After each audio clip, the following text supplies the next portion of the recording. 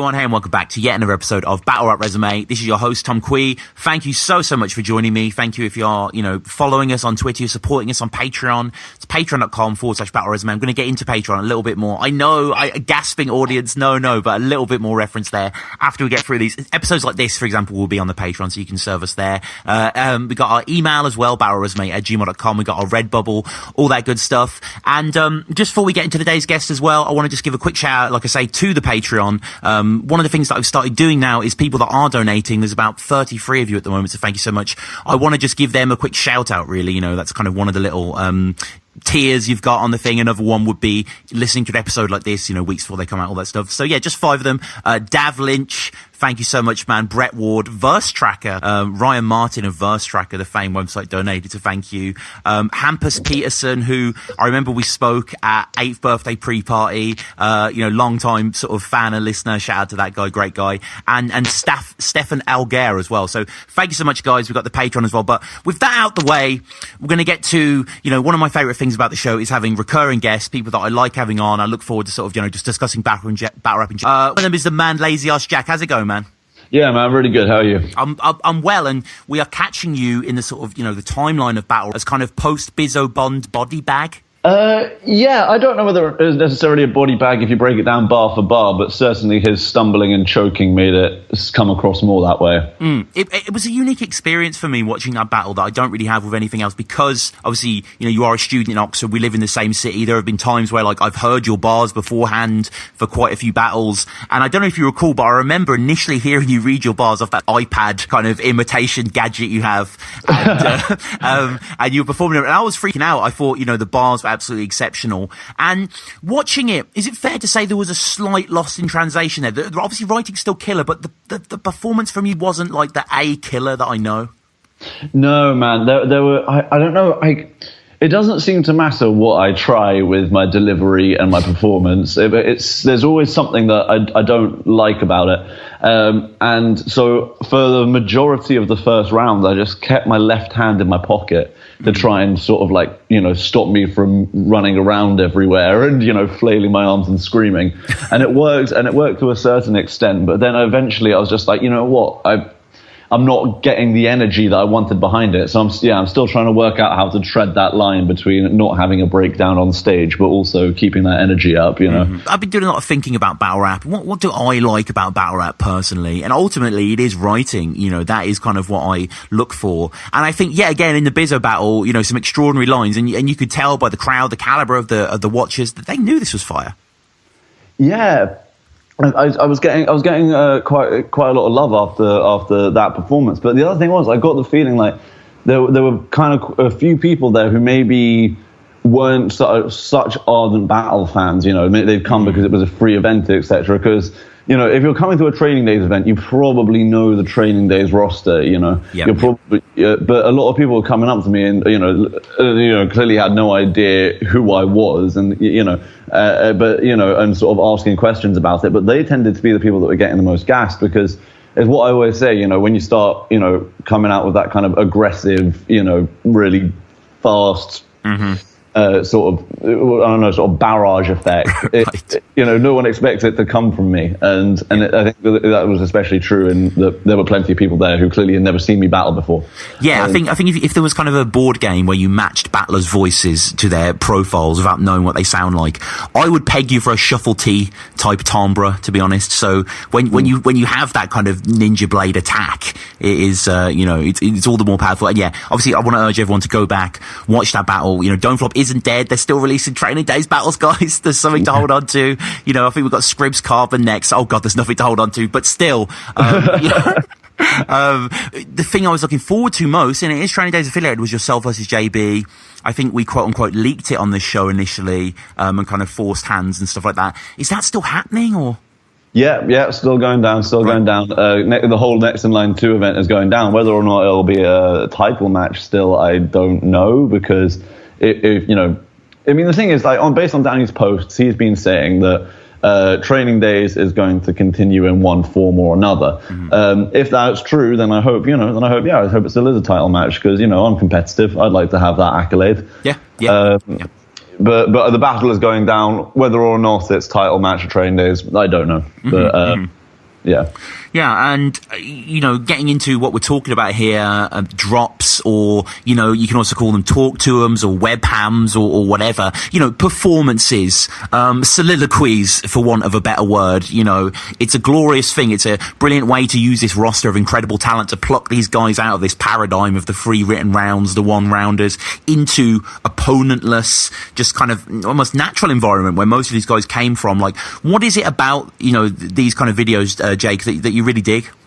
Well, one thing that really got me excited about them when they first started releasing sort of as regular series, the drops and the webhams, etc., was, I don't know, I feel like people think that there's the illusion of a personal connection when you watch battling, because people's personalities come through so strongly on camera that you kind of, especially when you in those early stages of when you're getting into battle rap and it just sort of starts to take over your entire life, you kind of want to just have every inlet that you can into seeing the body of work and people's creative expressions. And I think that drops and webhams and stuff was just a really nice way to sort of fill out people's perception of the battles, to give people more stuff to draw on for their own reference when watching their battles. But also, it's just a great way to see the other side of these guys. A cappella battle rap is only one part, one small part of the hip culture, and obviously lots of these guys didn't start an a cappella battle rap. They started, rapping on beat, and they're really fucking good at it. And you get a chance to, you get little samples to find out who the people are, whose music you might want to go follow up, etc. And, I should say today we are going through a list we've kind of pre-agreed here. We'll go from number 10 to number 1. This is our sort of personal perceptions. Mostly Jake's kind of choice there and stuff like that. And I've concur with this choice. Excellent selection of battles. And we're going to sort of discuss. But in no ways this is a sort of definitive list. We'll also chat about our favourite ones that maybe we haven't included, the ones we'd like to see as well. And please comment below. Let us know that. battlerapresume@gmail.com on the Twitter in the comments. But we'll get into it because there's a lot of fun stuff to sink our teeth into. Number 10, Yunan's drops. Yeah, Yunan's drops is a weird one, but I really, really like it. And like what I would say is, when I was sort of putting together the sort of preliminary list I sent you, I was, deliberately trying, not necessarily just the 10 best, but, trying to give a variety of aspects which I think elevate them above some of the others. And with Yunan, it's basically the same thing that makes his battling so good, and that's his imagery, really. Trapped in this place, I never learned my lesson. I only make my head dirty with that herbal essence. Spilt blood, spilt milk, money is the murder weapon. An aching stomach could be making someone serve a sentence. Sinning to eat, but praying to live. To the mistake that I made, putting faith in a bitch. Now I'm caged up, incarcerated in my own right. Chains clutch my bones tight, a prisoner in my own mind. A lot to do with no time, I'm out here trying to soul find. Nah, Mr. Officer, me not commit no crime. It's a great beat. I think it's a Joey Badass beat. Yeah, 9-5 to infinity, I think it is, yeah.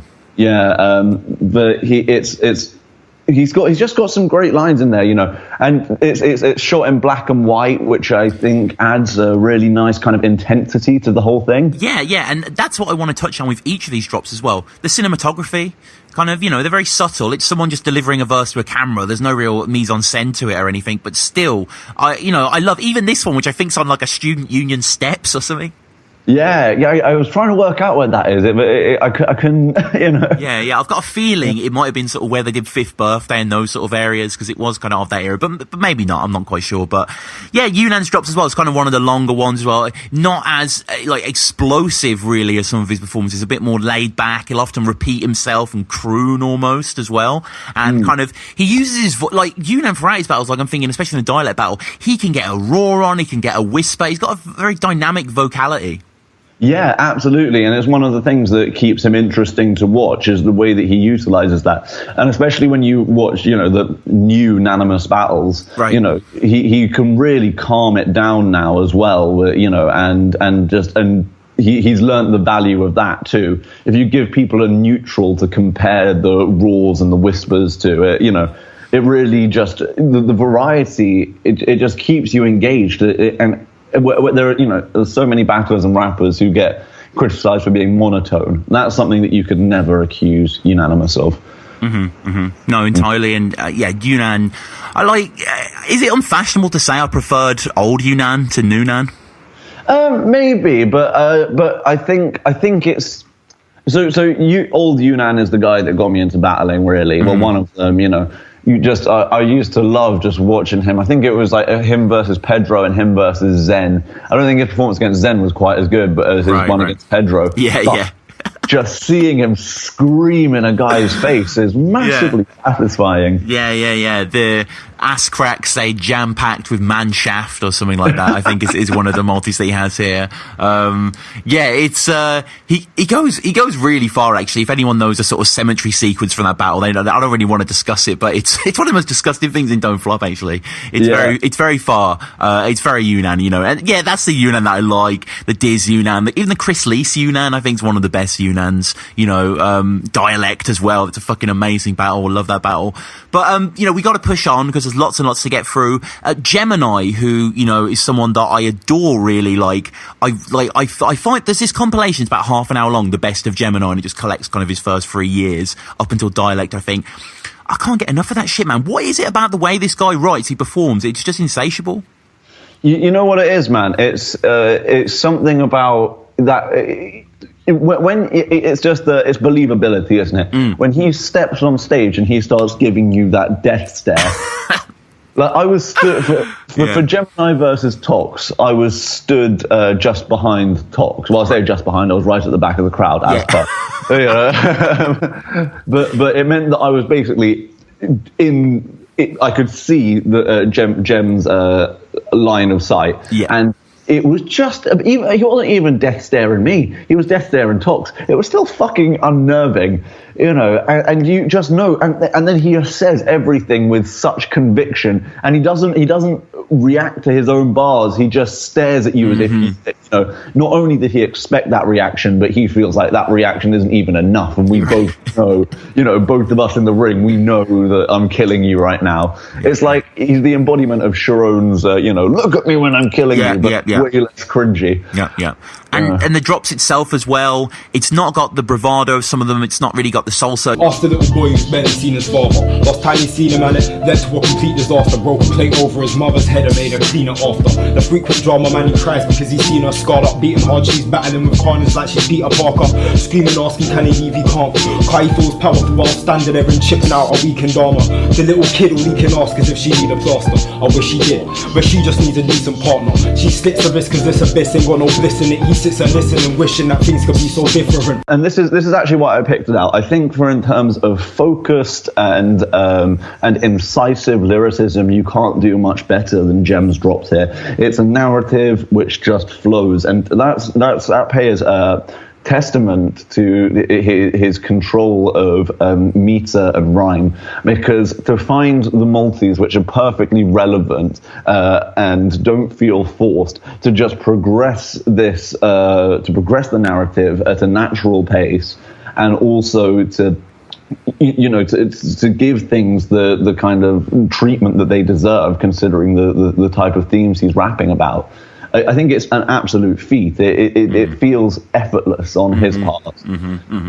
It always does, and just sort of his jackhammer way of writing, like the phrases are often so subtle but so powerful. Like splitting an atom. It's crazy how much you can get out of language. And the next one, number 8, Old Head, Loyal Head, the man Natural, with Drops Part 2. Yeah, I really like this one, not least because I think that Natural, especially if you've listened to his EP and you're back in the room, one of the things that you'll notice is that he is fantastic at picking his beats. He is fantastic, and there are a couple of rappers where they've got incredible verses laid down on a track, but the beat just puts me off. It's just it doesn't sit well with the content of what they're saying. Like Respect BA has got a track on the Devil's Printer called Blazing. And I think the writing is great, but the beat just puts me off. It doesn't feel right. Yeah. And to be fair, that's the only track off that EP which I have any kind of issue with. The rest don't let Respect BA hear you say that. No, man, he'll fucking kick my face off or some shit. He's on his way now. He sensed it. His ninja senses. Engaged in the horror scene, labeled dishonorably. Novice, stop boxing me like a hockey team. I'm so nice, I do myself favors. Head chef, supply my own food. I'm self-catered, self-hatred is well favored in hell raisers. L-takers felt great, now they're cell-shaded. Zonal switch, modal flip when I smoke the piff. I noticed it and focused it through a vocal tip with the dopest rips. Flow the grips with his ultra wit. So it's hopeless if you're boasting bricks or poker chips. Investigating as to why we need separate. So, the natural thing, I agree, it is absolutely fantastic here. Like, I am a fan of this guy, and I feel like his true colours really shine on this beat, this imagery that he's going for. These are kind of well-trodden paths, aren't they? The true lyricist sees the way through the government and, all these kind of charades and but, when it's done with this kind of a plum, like, you could say one of the ones we're going to get to soon, Twisted Pennies, it's all about weed, but it's how he writes it is just, inspiring and, quite mind-blowing. But the natural thing, again, what a showcase of this guy's ability. Yeah, absolutely, man. Like, I've got some of his bars written down here, and I think that the one that stands out for me is the one where he says, "I only build bridges, so I got something I can heckle from." Now that's just a beautiful coming together of semantics and sound, isn't it? Yeah. Really, yeah, beautiful imagery as well. The kind of, the ascent that happens very quickly in that sentence. It is, beat as well is excellent. It kind of harks back to more of a boom bop vibe. Yeah, man, it's kind of they're really nice. The harps in the background, just that kind of sense of serenity, but it's not like he flows really slowly over the beat either. He still keeps up the energy, even though it's a quite laid back beat, which again is just just testament to his skill, really. No, completely. And another real good showcase of ability here is Quill. With his webcam.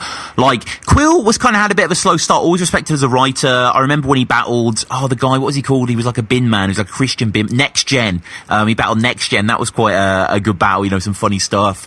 How'd you become a bin man? You just pick it up as you go along, and it's just kind of cute stuff from Quill. And obviously Quill's a monster now, supposedly commanding 4-figure fees at UKBL, but also, I'm talking about the Soul performance, obviously the Clips performance, ridiculous stuff that this guy's put out. From Yunnan performance was fucking great as well, man. Oh, I can't wait. I mean, if the Sleeping Beast awakens, then hopefully we can do something, but until then, no. But Quill, this was in his kind of renaissance. The guy on a beat is like a ballerina. Tryna hunt me down. Couple hungry rappers around London town. I'll step in my lane, a man, I might run you. They thought I was bound to sleep, I ain't counting sheep. I was at the mountain peak. 100-meter rappers don't amount to me. In it for the long run, soon as I found my feet. See a couple man say my name online. Man, stay in the white, we can arrange a fight. More knives in my back than my kitchen drawer. Man, that's mostly the guys that are bitching more.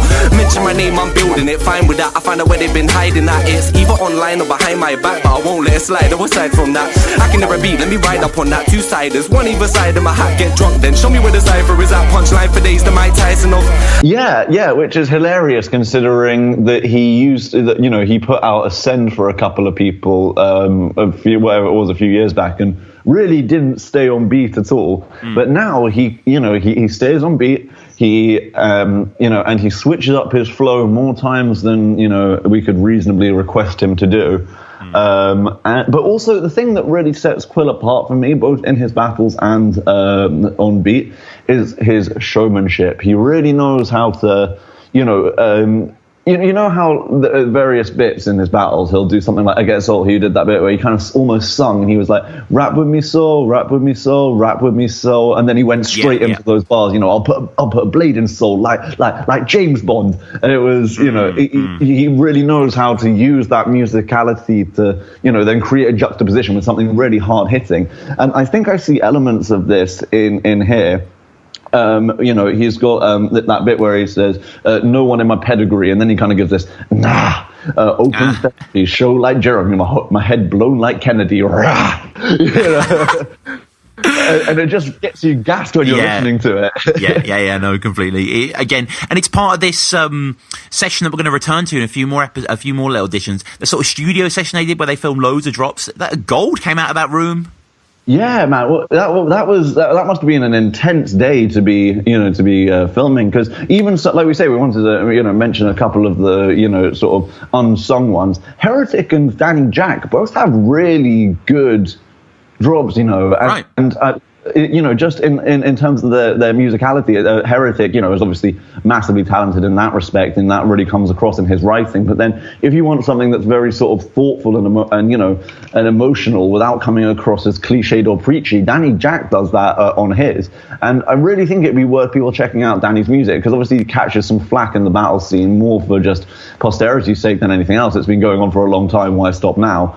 But I really think if people went away and saw just how talented a musician he is, that people might sort of start shutting their traps a bit more, because I don't even think he deserves the flack he gets in his battles, to be frank. But it's really unsung ones there.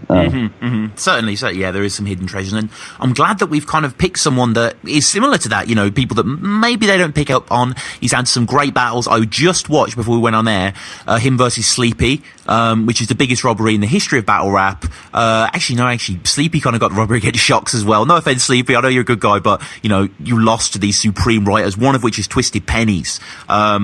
I'm such a fan of this guy, man, inside and out. And yeah, the Zoots I roll, they look like they've been trampled in the Super Bowl, and still make my imagination lose control. With a kaleidoscope rising on a higher note, miles through the sky feeling nice, that's why I smoke. Not the guy to choke who gives a fuck if my lighter's broke. I'll do a rain dance and spark my Zoot with a lightning bolt. The Buddha Bandit King holding the throne, rolling a cone, overload, stone to the bone. This potent patrol, bro, will leave a hole in your dome. I only condone, but that puts my soul in the zone. And if you smoke with me before, then you know how I do. I'm blowing the cue, but you can barely cope with the twos. But I'm a stoner motherfucker, so I'm hosing my Zoot. You can't just say you got the dank, you gotta show me the proof. Man, Twisted Penny I really am upset that he didn't battle more in the because he is just he's a different breed, man. Yeah, I really think that if he'd stuck around, he would be top tier. Yeah, I agree. I mean, I've said it before on the show many times. If history played itself right, the final of that top 8 would have been Twisted versus One. Yeah, man, and that would have been an incredible battle. Yeah. Especially you can imagine. I really can believe that Twisted Pennies probably. I don't know why I get this impression. I just get the feeling like he probably does not have very much time for the Shuffle T's, Marlowe's, Juan's, Lazy Ass Jackson solutions of this battle scene. I really think he probably doesn't fuck with us that much. Yeah, probably. This is a rapper's rapper, He is. I'm gonna have him on the show. We agreed this morning actually for him to come on soon. I will mention that to him. It'll be interesting to hear his perspective on things. The guy is, possibly one of the most densest writers Stone Flop's ever had. Like, the amount of stuff he crams into verses that really makes you laugh and, think is immaculate. Just bar after bar, man. Yeah. But also just, if you watch his on-beat battles, you can see, his command of the sort of, the meters that are required, multis and stuff are just fantastic. And again, he keeps it so focused, just with really, really enjoyable imagery. Yeah. So if I just give a couple of examples there. One of my favorite little schemes in there, and it's not even the whole thing, he keeps the writing going on longer, but he has that, who gives a fuck if my lighter's broke, I'll do a rain dance and spark my Zoot with a lightning bolt. Yeah. Incredible. Yeah. What was that? Don't think I'm just another rapper guy. I have to take a massive bite to satisfy my appetite. What the fuck? That's it, man. He's crazy. He's seated in the passenger seat in this as well. It's got a very intimate feel to him. He's just kind of sitting there, kind of aloof, delivering this so calmly. And it really is an exercise. He's proper. It's just impressive, especially not to be like standing up and kind of stalking the mic, as a lot of these are. He's just kind of sitting down. This monologue of just sheer brilliance, really. Love this one. Really think this is like a real high watermark for the drops. Absolutely, man. And also, apparently, I can't remember who was telling me this, but apparently Kamikaze filmed it, and then Twisted Pennies filmed Kamikazes. And I know they're boys, like, they're both from, they're both from Leicester, and they shout each other out at the beginning of some of their videos. But it's interesting that if you then watch Kamikaze's drops, he sat on the other side of a car, right? Which makes me think that maybe it was the same day or something that they they were hanging out and got this recorded. But to be honest, I was thinking about putting some of Kamikaze's drops or webhams on here, but because he's never battled, I don't know. I didn't necessarily think it was the object of the of the exercise. Yeah, but no, they're completely. worth checking out too.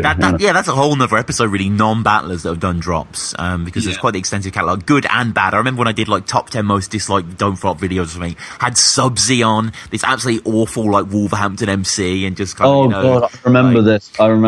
Like, like the most like, maybe this is heresy, but the most annoying thing to me about grime is how fucking repetitive it is. It's just the same hook hit over your head constantly with no variation. And this one was just like, that's not me, and it was just him sort of screaming that consistently, and it was it's scorched into my brain. So Subsy, go fuck yourself, but definitely check that out as well. We're talking about good drops. Great episode with this guy. I had 2 people email me in the last week and say this is my favourite episode of Battle Resume, which is a dialect episode. You need practice, Donny. Debs is back and I'm catching bodies. Grind. These men are asking for me. Why? Cause I know on the track I done it. The fact is funny. Stay pissed off till I stack this money. And I couldn't give a fuck if my accent's funny. After the cheese, simmer with the trucks and the hand them bully. Naturally raw. Nowadays man stay strapped to the north with a hook for the hooks that'll fracture your jaw. Shook. You know when I class with you all get hooked. Cause I'm in the next class to them all. Pass me the ball. If I don't get mine, I'll be asking for yours. Snakes in the grass. When I claim to be asked cause I'm actually catching. Arguably one of the most recognisable ones we've got at number 5. That's his Drops Part 2, Jake.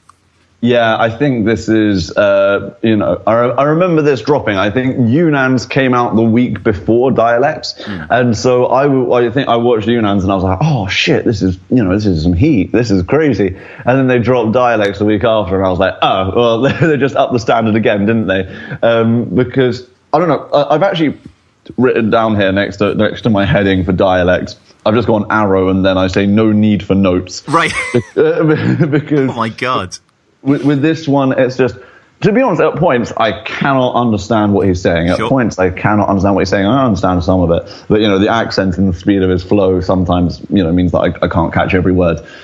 But to be honest, I don't listen to this for really intricate writing. That is not why I listen to this drops. I listen to this drops because the flow is out of this world, so impeccably clean, well structured and varied, and fast, and it just it's like a current. You just get dragged along with it, and once you hear it start, you can't get away from it. So I'll explain this. At university, I do not have that many friends who are into rap, grime, or hip hop or anything like that. But obviously, they know that I battle, so they sort of ask me, "Oh, come on, so who do you listen to?" And I said, "Well, a lot of the time I just listen to people that are also from the battle scene." And they say, "Oh, play me some music from them." This is always my go-to. Right. Regardless of whether or not you like grime or not, you cannot help but be impressed by this. Yeah. Yeah. It's impressive in its own right, outside of musical bias or musical ignorance. It's just impressive in its own right. And the way he leaps on the beat, wrangles it with the fact it's funny, that just real incisive way. And just, it's a little turn. Like, there's this Metallica song I've been obsessed with. People might know it, Moth Into the Flame, from the most recent album. The riff's very simple, but the way it turns on its heels and becomes something else is, I can't get enough of it. Even though I've heard it a million times, I just can't get enough of that little 2 seconds. And I can't get enough of this in this song when the beat just curves around him and he just absolutely goes on this onslaught. It's a joy to behold. Yeah, and obviously that opening has become essentially immortalized within Don't Flops. You need practice, Donny Devs is back, but not catching bodies. Largely thanks to Bamalam. But it's just such a explosion onto the beat, and then he just there's something kind of slightly unhinged and savage about it. Something menacing. Phonetically, what he's saying there is just absolutely compelling. You've got to, if you're doing dialect Yunnan style multis about aggression, the word melanin always comes up. I'm not sure why, but everyone always talks about melanin. You can get loads of great multis out of melanin. True. It's because also one thing I've noticed is that some multis, it's not even about sort of how complex the number of syllables are, but if you can just find a pattern within the multi and just repeat that a lot, the cleaner ones are good for that. So if you have lots of S's and stuff like that and THs, that can get quite difficult. It all gets caught up in your mouth. But that's a very easy sound to hit. You know, you don't even have to close your mouth to make it. And so you can catch really fast multis on it quite easily. And I think that's why a lot of people are drawn to that word, to be honest. You know, you get the melon eloquence. Yeah. You know, it's easy. Yeah, no, that was enlightening, man. Thank you. That was really interesting. So, get to number 4 now. It's someone that I know that both me and you know, obsessed over this guy, in particular for 10,000 Hours, which, I did an episode with Dave. I'll definitely listen to that if you're not listening to it yet. 10,000 Hours, you know, just quickly before we get into Drops Part 2 of C Major, like, what a fucking record. Man, I've been bumping that for way too long now. Yeah. I really should have moved on to something else, but I keep coming back to it, man. Yeah. It's just the whole thing, just as an artistic whole, it just hangs together beautifully. It's one of those ones where I feel like it's something like Dark Side of the Moon. You really need to sit yourself in a darkened room and listen to it from beginning to end if you want to do it full justice, you know, because I think it is composed as a whole. Yeah. The level of cohesion is something we've never seen in battle rap projects, and you know, so happy that this guy is making new music as well. But this is building up to humble beginnings. So this is, you know, quite a while before 10,000 Hours. I live in a community where community is exactly what we need, but I fear for my fam with every ambulance I see. Cause ain't no telling what these men are packing in their jeans. I'm saying pause for a second, cause that's family ties. And even these ladies are moving laddish on these streets, cause it's manic in the east. Man are moving reckless cause they fucking wanna look like every mannequin they see. But me, I only roll with good-hearted brothers. So any good-hearted brother, that's a mannequin to me. I got missed calls on my phone, they asking Aki where you been. Questioning my thoughts and gathering my dreams. Know exactly what I'm on, know exactly where I've been. Ain't no time for a tea break when you're slacking on your cream. That Eastern Wind beat, you know, that comes in. He's kind of, lyrics are playing out sort of complex network of relationships, kind of, you know, from where he came up from and stuff like that, and his fears and stuff like that. And I love the background, that kind of green Thames bilge water, the skyscrapers. Yeah, man, it's just, you know, it's just really useful because obviously C Major raps about London life a lot, you know, and you know, he's from East London, so I assume they were probably shooting it somewhere around there. I can't say, but just to have that kind of urban environment in the background, but. I don't know. I suppose what it is it's a beautiful sunny day shining, as you say, on the kind of bilge water of the Thames and the concrete skyscrapers in the background. But it's filled with light, and it achieves the same kind of melancholy that is achieved on the track, and the disjuncture between the very relaxed beat and the quite serious subject matter. You know, and then he gets into, you know, absolutely fantastic lyricism with the entire the mannequin scheme. Good-hearted brother is a mannequin to me. Yeah, exactly. Want to look like every mannequin they see. He gets like a triple entendre out of it. Very C major. Very C major. Very C major. You can really start to see that style. You know, where start to see it's probably already coming through, but he definitely goes on to perfect it in his oncoming projects. But then also we were talking about the cinematography. And this great bit where they say, I'm under these grey clouds and dreaming in black and white, and then the screen very briefly switches to black and white, and it's just that part of, you know, it just fleshes out the vision and it just helps bring the lyrics to life on screen. So yeah, again, you know, I assume it was Bagnall or Bamalam who was, you know, filming and editing that. You know, great work from them on. It was filmed and edited by Bagnall. So the description box says, but it is just, you know, an irresistible sort of, you know, premise. I love the lights on the studio. I'm just trying to escape from the dark. Yeah. The tempo, the cadence, obviously C major is, you know, he's one of those rare don't flop, you know, battlers that I can say has true artistry. I really feel a streak of the kind of, you know, something quite acclaimed within him. You know, the chain link fences, the tight world, you know, that he occupies here, you know. It's terrific, and I like the kind of the angle as well. It's kind of cut off, kind of mid-chest. It's kind of a bit more of a sort of slightly confrontational, confessional sort of pose that he's adopting there. You know, again, you know, so good. Yeah, man, really, really excellent stuff. Yeah. The first job I lost, you know, blocked as a builder, but now back building the block. Yeah, exactly. It just that lovely chiasmic, turn the syntax back on itself, get a whole new meaning out of it. Yeah. I was actually watching, I don't know if you've listened to the Rob Wilson episode recent episode, but we discussed his battle with Hyphen, and Hyphen had this line that I said was a Lazy Ass Jack line, where he was like, use your Achilles heel to get a foot in the door. Oh, yeah. Dickhead.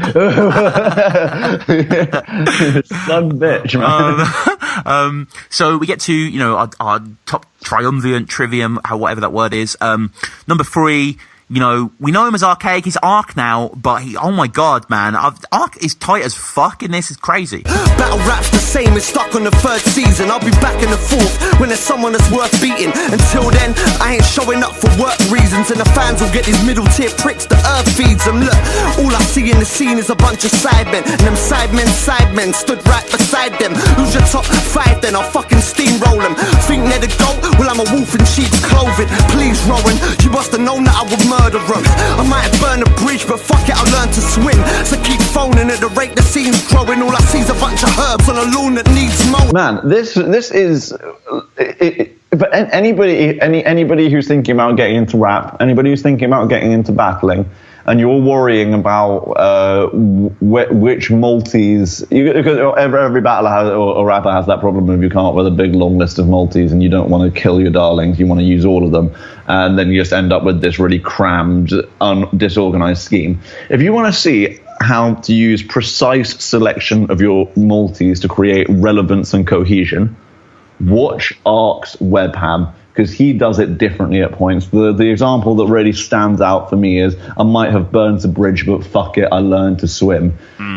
Stuff like that is so clean, and that's the kind of thing that people need to be selecting, man. And I think that Ark gives an absolute masterclass here in how to achieve those kinds of rhymes. And he's bred in this kind of WRC era where imagination was a lot more important for the bars. It was about sort of building these kind of, mental landscapes. And I love the whole, chain reaction, phone book, and the name at random. And it just kind of, the sort of mastery here, the kind of, the villain that he's going for. The sidemen stood right beside them. And just, he really does sort of say, like, I'm here from day dot sort of thing. I've seen you grow and fall, and, I'm still spitting. Absolutely, and there's an entire sort of element of that mission statement with the very the opening lines where you kind of feel like he's got a score to settle, because just before the actual thing starts, they have that snippet where he says, battle rap's the same and it's stuck in the 3rd season. I'll be back in the 4th when there's someone that's worth beating. Until then, I ain't showing up for work reasons, but the fans will get the middle tier pricks that earth feeds them. And I think, that, clearly he's sort of, this is kind of largely about battle rap, and, his opinion that the standards are falling off. But then there is this mission statement in the opening 8 bars of it as well. He has this: "I'd like to welcome inside the mind of a maniac. This is for all the time they call my name, but I ain't react. For all the 5s I gave to mates who ain't paid me back, and all my 50 shades of grey chicks I made fade to black. All the heinous acts I committed in that Raiders cap, and all the time I had to take the flak and never gave it back." This entire opening is all about score settling as far as it can work out. Hunting season. Exactly, hunting season, but less cringy than when Yunnan did it. Yeah, true. I think one of the comments, I'm sort of paraphrasing here, but says, like, I came here to mock Ark for spitting in his glasses. Like, I'm impressed, though. Like, I can't even hate. Yeah, it was like, came to mock him for the sunglasses, stayed for the fire. And it is, like, I've seen Ark on a beat before, obviously he's battled I think he battled J90 as well. And, he's done stuff like that before, but, wow, I really have to say, as a true exhibition here, it's wonderful to see. And we get to our second, which is, a bit of a left field choice here, but I appreciate you making it. It's the man Harry Baker with his Talk to Him. Yeah, I just thought that it definitely deserves some critical attention. Not critical as in negative attention, I mean critical. No, you mean like Oxford attention. Yeah, exactly. And because it stands alone within the body of these releases from Don't Flop. I couldn't find another Talk to Him from anyone else, so I think it is the only one they did, and that was about 2 and a bit years ago. It's it was incredible to me that they didn't try and push it on. But I suppose, especially when you have other people who are capable poets within Don't Flop. Yeah, completely. I remember when they did it, and before I got to battle on Don't Flop, because I used to do spoken word, and I was like, oh well, can I do one of these sort of thing? But it never came back. And I remember saying in the message, like, there's loads of good talent, like Simon Mole, for example.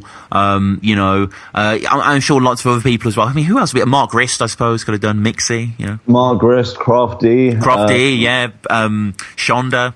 Shonda, I mean, fuck it, like, not that I ever sort of went overly public with it, but I used to do a lot of writing and stuff like that. I would have done one if I'd been around at the time, Yeah, no, I mean, but it's obviously it's Harry Baker's one of the reasons they did it. This guy's a, global poetry star, and I know that sounds lame, but it's true. Like, it's not lame in the sense that it is lame, but it's kind of the title is slightly questionable, but the guy's killing it on an international scale. Success ain't having a lot of inanimate objects, that's just a turd that they happen to polish. For me, success is being happy, being you. So find a way of being you and being happy, not the you feel you need to be, the you know you are. You are fearfully and wonderfully made, you are incredible. My dad taught me about the gift of not fitting in, so in a way these things I say will embody a bit of him. There's 2 twos now. Knock knock, who's there more? Boo hoo's now. Less telly, less tubby, there's new news now. I've been to weddings of those I thought were too young to get married, and funerals of those I believe too young to die. The thing is, Jake, like, don't get me wrong, I love this, and we're going to go over lines that I think are genius, but there is this tendency, I used to do spoken word quite a lot, I used to go to a lot of events and stuff, I'm not big into it anymore. There's this tendency in the spoken word poem to have the generic I'm finding myself individuality poem. Yes, and this very much is sort of... It's really good. Uniform. There's great stuff here, palindromic life, but it's on well-worn tracks, I fear. Yeah, thematically, certainly it is very, very much on well-worn tracks. I think that it only redeems itself from that in the sense that you'd be hard-pressed to find something in a similar vein to this on beat on a Don't Flop drops.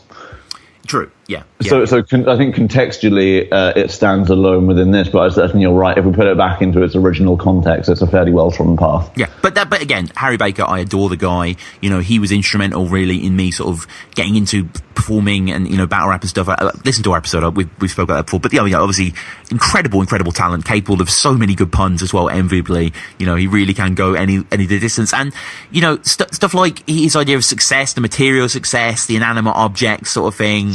And, lots of winning kind of aphoristic turns. Yeah, man, like loads that I really liked in there. And, again, just towards the beginning, he has that thing I was talking about, we're all made different, DNA different from a young age, not encouraged to stay different. And it's a weird intonation, but he manages to, draw that phonetic wordplay out that perhaps other people might be scared to go towards because you have to twist the word like that. But he makes it run really nicely. And then one thing that I think that stands beautifully in contrast to the power of his writing and his command of language is that, that kind of the way he twists his face up and shrinks away into himself at various points, lets the sound drift off for a moment. I think that really goes a long way to, bringing to life exactly the kind of internal conflicts that he's talking about.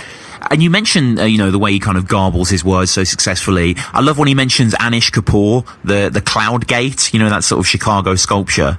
Very subtle reference there, but very, very well done. And, one of the things as well with spoken word is it's quite hard to keep momentum. Like, the poem's like 4 minutes long or something, but it succeeds completely. Like, it really is quite a captivating piece. Is it The Scientist and the Bumblebee is another one of his, I think, Professor and the Bumblebee, absolutely extraordinary poem as well. The guy is a mad talent. And yeah, I like where it's shot as well. I think it looks like some sort of a quad or something, you know what I mean, for a campus, but it's quite human. There's people passing by. It's got a nice aliveness to it. Yeah, exactly. It's and one thing I noticed is in both naturals part 2 drops, dialects part 2 drops, people always comment on when there are people, if you go through the YouTube comments, so there are some kids watching natural rap from the other side of the street. There are some people with a push chair that walk past dialect and traffic, and they all seem to get distracted by it when it's on beat, but no one seems to even be in the back. The people in the background don't even seem to be paying attention to Harry doing his poem, and it creates again this really peculiar sense of serenity in the poem. But I think it's great, and also just going back to what you said about maintaining momentum as well. One of the ways I think he does it is. It kind of reminds me, have you heard that rule about when you're making short films that you come into the story late and you leave it early? Right, okay. When he closes his lines on the final words are, on your marks, get set. And there's no go. He lets you sort of read that in there. But by leaving before it reaches its terminal conclusion, as it were, it's like you get left hanging there, and you're left suspended, and that just goes to show the subtlety and craft which is required for maintaining that kind of momentum, especially in quite a subtle, softly spoken bit of spoken word. It's Entirely, yeah. It's a very imaginative way to sort of go about that, and you sort of have to with poetry playing along those sort of lines. I remember that as a kid we had this poetry anthology at school, and it was there was this haiku, and it was like trying to do a poem in 17 syllables is very hard. And it's just trying to go off that, but we'll get to the number one now. The main guy, everyone's favourite uncle, possibly, is this biased me to say, probably the greatest man to ever walk the earth, Tony G. Luger Larry's, I reached 2012 blazing, leaving a trail of gun smoke and empty shell casing, hell raising, I'm at heaven's door, angels waving white flags, spelling I surrender in semaphore, beyond cocky, not even God stop me, spitting something wicked in the air like John Coffey, flow darker than strong coffee, what more do you want from me, alchemy rap, transform haters to knob jockeys, recognize, they switch like Geminis, spit live televised, and words just roll out like kids on pedal bags, Duracell energized, Red Bull forever fly, man amongst men of mine, just a carbon-based half-cast basket case, masters made up of mum's emotions on my father's face. Yeah. I mean, actually, he doesn't actually walk the earth. It looks like he does, but he's actually floating always about half an inch. He's floating on like some thick Kush cloud or something. Yeah, he's like Goku on the Nimbus cloud. So we're doing his webcam. Very famous, quite old now. I think it's like 2012 or something. Obviously, Tony has an Asian iota. It may have been shot yesterday. Maybe live streaming. But ridiculous talent on this. Like, what do you love about this so much? This is one of the best verses I've ever heard. It's unnecessarily good. And the first things first, it's that black screen at the beginning, and as they're sort of advertising Freehouse Studios, and then suddenly you just get that beat which doesn't build, it just punches in straight away. Really loud, orchestral violins, and as soon as you heard that, he's not even started rapping, he's just doing the Tony D in the building, blah blah blah blah blah. But even before, you just know, like, right, okay, shit's about to go down. This is a proper, he's not going to be fucking around, and he does, man. He just goes in, and it's just, I don't know it's difficult to put down, into words or specify exactly what it is about it, because it's just every aspect of it he's got on point. Great multis, great content, great flow, great punches, great sort of swagger on the beat as well. Great turns of phrase. At one point he says Luger larynx. I'm like, Luger larynx? It's just like, it was such a tight, well bound up image, bound together by that alliteration as well. And it just gasses you up. It's not necessarily a punchline. It's just a turn of phrase that makes me screw face involuntarily. And other things as well, just stuff that rappers wish they thought up. I'm at heaven's door, angels waving white flags, spelling out surrender and semaphore. And my native tongue's guns and knives. You aren't tea like your uncle's wife. What the fuck, man? It's like, it was one of the, I could probably do this verse word for word, to be honest, and I can't say that about that many verses or songs, so I've got a terrible memory. Everyone's ever seen my back. No. Lazy prep, Jack. But yeah, no, this is, obviously Tony D's webcam is number one for us here. And I want to reiterate, please, if you've, got your own list, let us know in the comments. It'd be great to see that. And just to, go back quickly over what we have, just in case you're running. Number 10 was Unanimous's drops. Number 9 was Gemini's. Number 8 was Natural's Part 2. Number 7 was Quill's webcam. Number 6 was Twisted Penny's drops. Number 5 was Dialect's drops Part 2. Of course, number 4 was C Major's drops Part 2. We then had Ark's webcam, Harry Baker's talk to him, and Tony D's webcam. Are there any, Jake, that you can think of that maybe not, would be like number 12 or something, like it was still really good? Yeah, so I think Cracker actually, right. I think it's a Drops. I can't remember if it was Drops or webcam, but it's the one that he did under the name Wave Williams. Oh, right, yeah. And that was the only time that he ever seemed to market himself as Wave Williams. I don't know what that was about. He's at Cracker UKBL now. Keep up. Yeah, exactly, man. I mean, but this is the thing, like, I don't know, like every now and then I always think, like, once you've got an established name, even if you then think of one which you prefer, is it worth the change? Is it worth the hassle to get everyone to know that you've changed your name, but anyway, that's beside the point. I just think that's really it was really, really good. If you haven't listened to Cracker's music, I would really recommend going and checking it out. He really is a lyricist, philosophy rapper off Heart of the City EP. For sure one of the strongest tracks on there, but there are plenty of other bangers on there as well. But he's got some bits in this where, again, it's it delves into those slightly overused by rappers tropes of the system and conspiracy, etc. Right. But then he gets into some bits where he really is just, he's out and out spazzing on the beat, and you can hear it in his delivery as well. He's like, it's kind of venomous. He has this bit where he's like, rap acid trips, black patterns on black canvases, and it's just a good image, and it just really, really well constructed, really provocative imagery and terminology. Couldn't recommend that highly enough. Go check it out. And we've gone through quite a lot of iterations of these performances, like the drops, like the talk to him and stuff. One of them we haven't mentioned is a show off. I'm not quite sure what a show off means in respect to a drops or whatever. But regardless, Pedro's show off, Kruger's, Impacts, there's been some dope ones.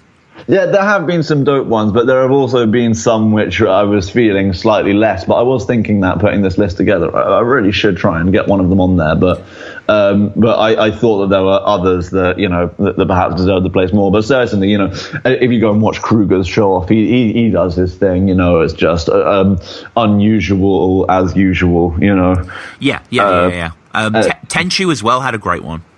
Yeah, man, Tenchu. It was, if I remember correctly, it's quite a laid-back one, isn't it? It is. It's kind of a story one about his absence. It was just to promo the copyright battle.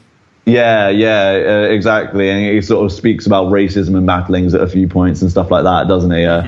It's that one I also really liked. But I think because it is so laid back and it's like not the most challenging flow in the world, sure. It's one that you can watch as a hip hop head and you can really appreciate, but it's not. I don't think it had that explosive dynamism that some of the others that we've spoken about today have. No, I think that's fair enough. And there's lots and lots. Obviously, there's many going through on YouTube. Actually, it's probably like 50 or so of these drops. So there's quite a range. A lot of them I haven't seen. A lot of them I'm going to check out as well. Are there any parting ones you'd like to urge people to check out? Go away and check anything by Kamikaze as well, man. He's done a few really sick verses for the Don't Flop page, and also just Kamikaze as an artist as well. Yep. Really worth checking out. He's dope. And looking to the future, who else would you like to see do a drops that hasn't done one yet? Oh, I know I'm biased, but Mafro is a fucking on beat, man. He could. I really want him to get an on beat battle, man, because. I don't know, like, if you've seen the Topher battle that came out recently, Topher had this little scheme about Max kissing my ass, which I would like to just point out it totally isn't true. Right. And if anyone thinks that there's some kind of disparity or there between Max and I, go away and listen to him on beat, because we've got, we both recognize that I'm probably the better a cappella battler, but I cannot fuck with Max on beat. He really is really good, so I would really recommend people to go check that out. And I, to be honest, there are lots of people I'd like to see do one. But so who else have we had coming through recently? Yeah, I'm trying to think of the big talents that have sort of emerged. Maybe like a Kid Verbal. Kid Verbal would go in on beat, man. And you know, I saw Juan rap on beat. You know, Juan's not bad on beat. Yeah, that'd be cool. Which I didn't see coming, but he's actually pretty good. And you know, Dots and Sight Philly, I'd love to see pop up on one. I'm not sure if they've done one yet, but maybe. I mean, yeah, there is a lot, like, you know, to keep count of, but yeah, no, they need to do more. I mean, who knows with Don't Flop's current status? Hopefully you'll listen to the future, and, you know, the fall of the Rowan Empire, as I'm trying to make people call it, it will maybe, you know, be gone, or who knows what's in its place. But regardless of that, we've got, you know, endless hours of entertainment here with the drops. And, I mean, what about yourself, man? Like, would you like one? Yeah, I'd like one, but I you know, like I say, since I started battling, I sort of haven't really written on beat for so long. I mean, I think I've written like 2 on beat verses in the last 2 years. You know, I'm talking about like it's really dropped off. Like, because if I think of a good punchline nowadays, where I would, you know, sort of just jot it down in my rhyme book and you know, then start trying to write a scheme off it. Now I just keep it there and I just think, ooh, that might apply to my next opponent. You never know. And so I'm kind of reluctant to use them on something which I know for a fact I'm not as good at as a cappella battling. But yeah, maybe I would like to do one. You know, I would like to do one, but I think I need to release some music first so that people can actually see. I'm not what happened to that? Didn't you post a status about bringing it out soon? Yeah, it's everything's written, and I'm trying to sort out some studio time now. But it's the kind of thing where basically what happened with this project is I used to have just, you know, pages and pages and pages and pages of tracks, and then I lost the vast majority of them. Yeah, which was really annoying. But so I wrote a couple more tracks. And then the rest of them were just the other ones that are going to be on there. They're just the ones that are locked into my head beyond the point of forgetting them. And so I just want to put something together just so that it doesn't all completely go to waste. You know, I'm not looking to pursue a career in music or anything like that. Sure. It's just, you know, I like having a creative project on the go. You know. Yeah, no, certainly understand that. And I mean, creatively in terms of battling, is JB the next one? Have you got anyone else planned or? No, man, and it's really fucking irritating me because I don't know, like a lot of people, like, you know, it's sort of said to me, okay, you're getting to that stage now where you don't need to take every battle they give you, you know, maybe take a bit of time out, it might make your stock go up a bit. If you're telling me that, you've really misunderstood what I battle for. I battle because I like having a battle once a month that I turn up to, and, you know, I enjoy being in a room full of people and rapping. It's really not, I couldn't really give a fuck about my views, if I'm honest. I enjoy it as a hobby, and you know, and so there have been a few things going on, you know, that we discussed. But in terms of KOTR, you know, to be honest, KOTR haven't offered me a battle in a little minute. The last person I got offered the battle was Visceral in Manchester, but I couldn't make the date, and then I had a vague offer for an event that they did a few weeks ago, but again I was still at uni, I couldn't really make the date, but then I've been talking to a couple of the Dub Scandal guys, right? And we were saying maybe Conman Curve or Carbon. But I was actually just transpired yesterday that I'm going to be going away for about a month, and which means that I probably won't have that much time to prep, because it would be once I got back, it would be 5 days till the event. So you know, if it was against Conman Curve, I really rate him, and I rate Carbon as well. So I really want to battle Conman Curve. I quite want to battle Carbon, so I might take one of those two if I can do, but. Those are definitely things that'll probably go down in the future, even if it's not the Bartley Pool 2 event. But yeah, so there's some stuff on the horizon, but nothing locked in apart from JB. It's crazy, man. That's still very, very exciting. You know, going to be a really interesting match. And finally, how do people get at you? We discussed earlier, you don't really have a Twitter, right? I do my best to stay away from social media if I can. I think I have a latent Instagram account, which I haven't posted on in like a year and a half. But I don't have anything else. So just Jake Solomon, get at me on Facebook. You know, if whatever it is that you want from my social media company, I'm sure, you know, you can add me and I'll do my best. All right. Awesome, man. So yeah, I want to encourage everyone to go back, listen to these drops, seek out more drops for yourself. Obviously, comment below as well, please do. Jake, it is always a pleasure to have you on the show, man. Thank you for joining me. Thank you very much, man. Thank you for having me.